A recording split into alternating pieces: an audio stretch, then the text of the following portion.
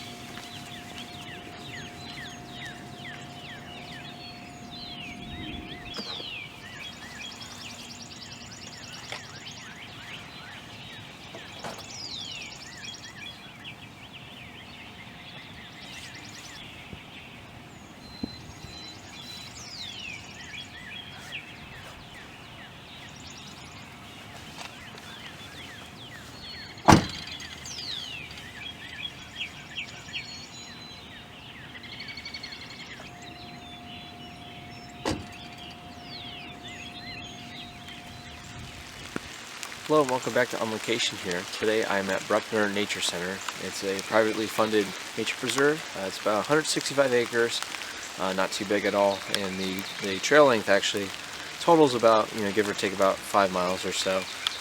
The longest trails there's 2 1.1 loop trails, and they're all color-coded, nicely laid out. They all have different names, and there's unique kind of natural features that each one kind of brings to the table here at Brukner. But it's a very beautiful location, at least from what I can tell so far, since this is my first visit. For my trip here, I actually started by going to the Wildlife Rehabilitation Center. It has all these different kinds of mammals and birds and such that are all just laid out, and you can nicely just see them kind of interact and whatnot, even though they are in a cage. And they're basically ambassadors to Brukner here. They're ones that can't be released, unfortunately, due to different kinds of injuries and such. So they have them on display here for probably like class family trips, field trips, and people like me. So it's nice to see some of these mammals, especially. Most of the birds and raptors I've seen before, both in the wild and at previous raptor centers. But there's quite a few mammals in there. Some of the harder to find ones that I don't see too often, like mink. They were present. They also had coyote and bobcat, which is pretty nice to see those. Those are my first real times up close seeing those species in particular. So it's nice to kind of get a feel and kind of get a view of what they look like, and in person at least. But so far I've been on the white trail, the white color-coded trail called Trillium Valley. It's got different kinds of, especially in springtime. The main reason I'm on this one first is there's different kinds of trilliums, as the name suggests, and other kind of different cultivated spring ephemeral flowers and such. So there's 2 in particular that I'm really eyeing today that I want to photograph here, and that's Dutchman breeches. It's a nice little white, kind of looks like pulled teeth type of wildflower. It's very, very small, but they grow in these nice bunches and clusters. And then the 3-leafed sessile trillium, which is a toadshade. And I'm thinking those 2 in particular I've seen a handful of here and there, and I'm probably going to put my main focus, at least if I do any macro wildflower photographs, I'm going to put my main focus on those. But for now, I'm just going to scout out the location since it's not too big, and hike all the trails, and then pretty much conclude what I really want to focus on for the day and end up photographing. But I also know some pine woods up towards the entrance in the parking lot, so I'm looking forward to that. Maybe you can see, I don't know, a daytime owl. That'd be pretty nice, I think. Besides the ones that were at the rehabilitation center. So before I officially start my trip here and really, hunker down and look at these trails and all the different subjects I'm seeing, I just want to point out, since it is raining like it is, and let's say maybe perhaps you forget your umbrella, not that I would ever do that, but you can buy one of these really cheap, they're really affordable. This one is about $7, under $10 easily. These are like quick dry towels, and they're nice, foldable, collapse them. It's only about fist size, and they're very, just portable. And this one came with a little carabiner clip and a nice little mesh kind of carrying case. And yeah, essentially these are quick dry towels. Most hikers, backpackers, campers, whatnot, or outdoor photographers like yourself here would use these. So this is actually my first time using them to clean off the cameras, since it is raining, and I'm really kind of particular. I don't want to get my camera gear too wet. I can tolerate it to some extent, and so far the rain hasn't been too bad overall, but in case it does get worse, then yeah, definitely be drying it off as much as I can, actually.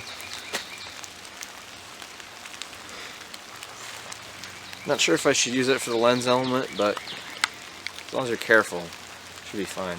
So I'm going to get started here, and we're going to explore Brukner.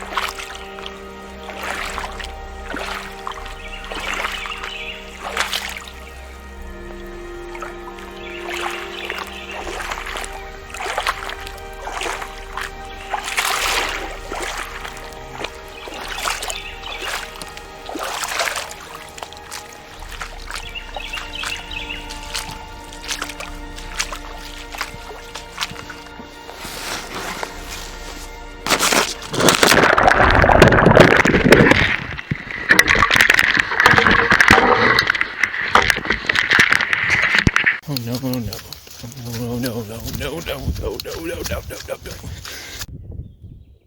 no. Okay. So, this happened. I was just filming some B-roll on, you can see right before it, of the boardwalk trail. And it was partially submerged, and quite literally the last video I made was of simply me walking along it, just getting my boots a little wet, whatever. It was fine. And I was going to do a B-roll shot of me walking towards the camera, like finishing, quote unquote, with the quotes, the boardwalk trail. And it would have been fine and dandy. Everything would have been fine. But I set the tripod, the 3 tripod legs. One's on the boardwalk. The other 2 are outstretched just on the edge of in the water, essentially. And then it just kind of fell through. It fell down. Because I think I like turned around. The video quite literally shows it, and then it stops immediately. But I guess what happened is I turned around or something. I guess I just happened to kick at one of the tripod legs, and then it just fell straight. Of course, off to the side. Didn't fall on the boardwalk, at least, where it'd break the fall, so to speak. But it just fell straight down. And so I had to freak out. Let's see. Took out the memory card immediately, but then I started finicking, doing all this. I kept turning it on and off, which is stupid of me. I don't know why I did. So it possibly could have short-circuited it, because the last time it was on, it froze while it was in video mode. But I took the memory card at least. Battery's now out, obviously. And then I just like, you know how it goes. I mean, if you've done this kind of thing before, this is my first real time with it, submerging it completely in water for just 2-3 seconds at best, which probably isn't that bad because I've heard people have them for minutes. Those are more likely dead. And so there's some water droplets in the lens. Figures it's a good wide angle lens I have. This is my older camera body, so I'm not too worried about it, but of course I'd like everything just to work again. But it's mainly the wide angle lens. I like that. Still is quite an investment. I like that to work. But I notice there's water droplets inside of it if you look straight through the opening on the back. So basically I just took a microfiber cloth and dabbed the lens coatings on both of them.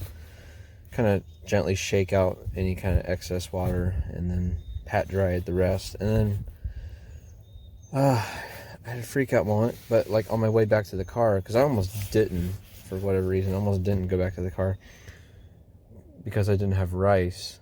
And I had Ziploc bags, fortunately, because it's been raining all day today anyways, so I had these, which would be to cover the camera bodies or whatever in general anyways. But then I had a light bulb moment where I remembered my beanbag support for, let me show you over here. The beanbag support.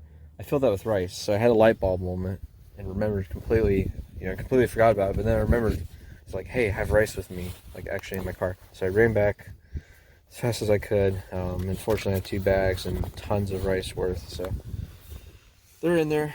I don't know how long it'll take, but yeah, for now, I guess I'm gonna film with the phone. This is gonna be really weird. Hopefully it turns out well, but it should be pretty smooth audio and video, I hope. I don't know. Sure hope at least, but so I think what I'm gonna do now, gosh, besides freak out and cry, I'm gonna go back. I'm gonna resume as I was. Maybe back where I started or back where it ended. I don't know. And I'm gonna just travel light. Just try not to worry about keeping crap dry. So I'm gonna take just my tripod and my whole macro setup with my telephoto lens, my small telephoto, and then simply I'm just gonna photograph those flowers, see what else there is, document it. I guess I'll document it with this phone here, and then yeah, I think that I don't know what else, but yeah. All right. The rain stopped, fortunately. So I guess that's something that's to look forward to, but yeah. All right, I'll get started. I'm gonna try and keep a positive mood. Hopefully these 2 electronics aren't dead. I hope not, at least. So back to the trail. All right, and here we are with the first subject for the day. It's a trillium. It goes by the name of grandiflorum, if you're familiar with the scientific names, and it is the large flower trillium. So it's a 3-leaf, 3-petaled, very showy and white. Easily you could notice it in early spring like it is now, white trillium. And I'm finally glad to photograph this particular species because I've done the snow trillium, and also I'm going to be doing up here soon toadshade as well, which is much more easier to overlook and much more smaller than these much large flower trilliums. So very eager to photograph it finally. As you can see, I'm at 25th of a second, f8 in ISO 800, and I got it nicely composed, nice shallow depth of field, and really dropping out that background out of focus and make a nice blur. And then the 25th of a second's decent enough when there isn't the gentle breeze and wind. As you can tell, it's kind of shaking on this live view mode here, and it's nicely composed, displaying the leaves as well. And that nice orange background, I feel like, really kind of makes it more warmth, adds a bit more warmth and tone to the overall frame, and it helps contrast it differently from the white and green of the primary subject here, obviously. So as you can tell, the histogram looking pretty good as well. So finally going to take the photograph here and hope for the best. Just focus one last time, and boom.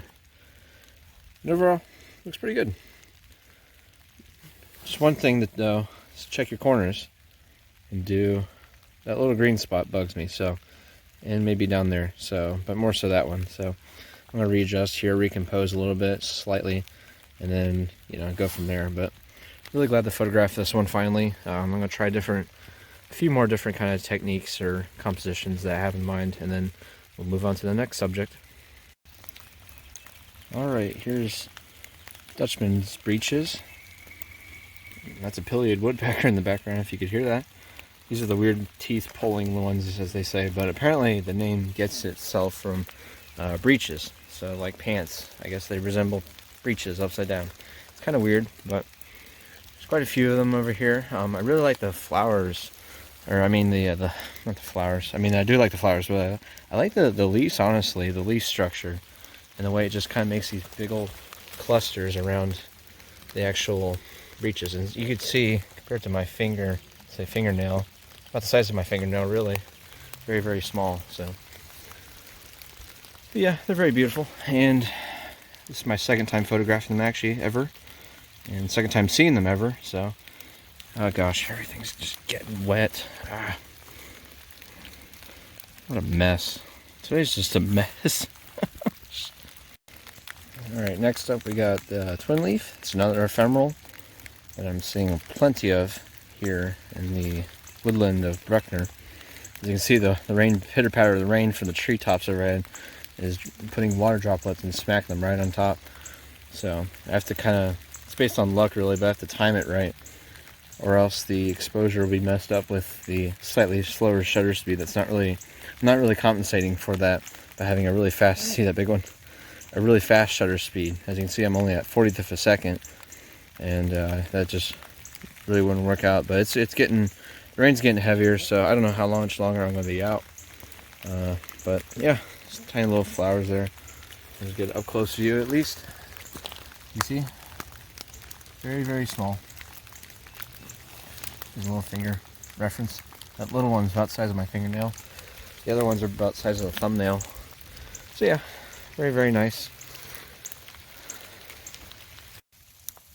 So one quick little pointer I just want to mention, I guess, is to use a polarizer filter, or at least I find these essential for my workflow and what I do out here in the field.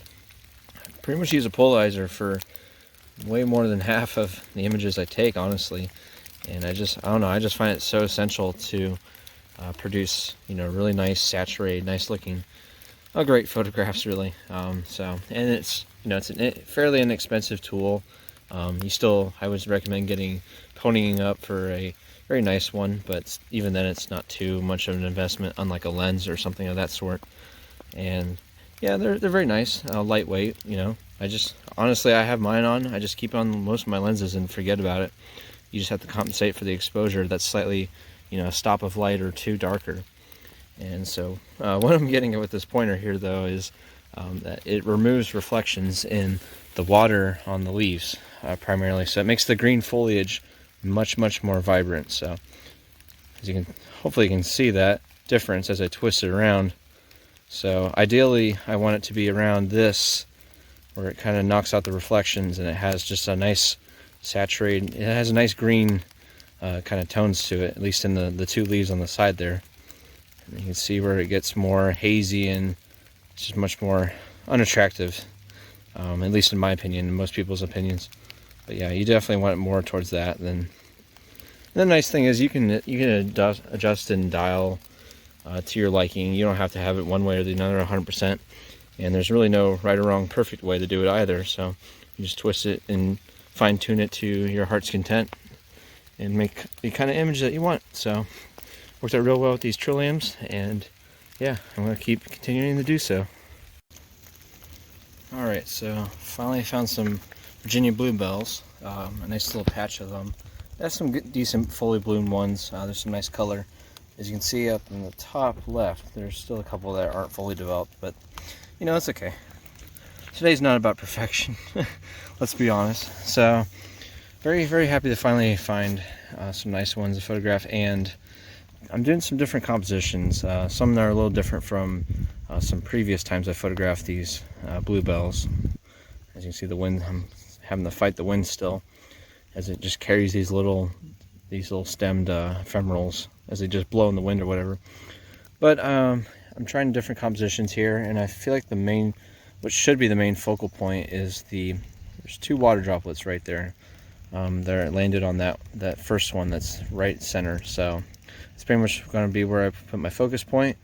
You can see the histogram. It's leaning a little bit to the left more than I'd like, but I feel like I need to have that shutter speed up high enough, and also introduce that really wide aperture to let in enough light and to make a really kind of ethereal looking image, at least from a creative compositional standpoint, by having that really, blurred background and shallow depth of field. And then ISO 800, so which essentially just lets in enough light. And yep.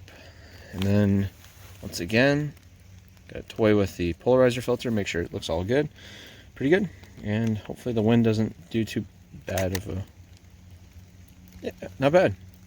And I really like the composition, how it looks like it, you just get a nice framed bunch. You get the whole, almost like the whole family right there. And it's just nicely centered in the frame, but not centered, if you know what I mean. Frame filling, I guess that's what I'm trying to go for here. So very, very pleased to finally photograph these bluebells.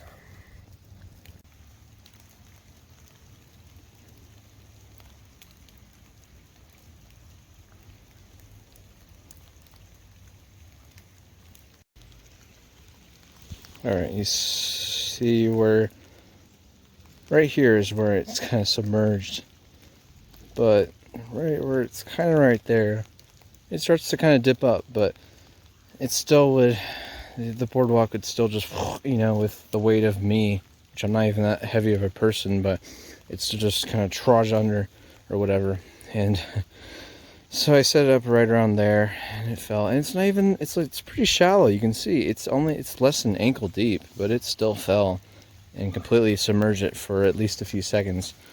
So that really sucks. I don't know what I'm gonna do, but I can only hope it recovers.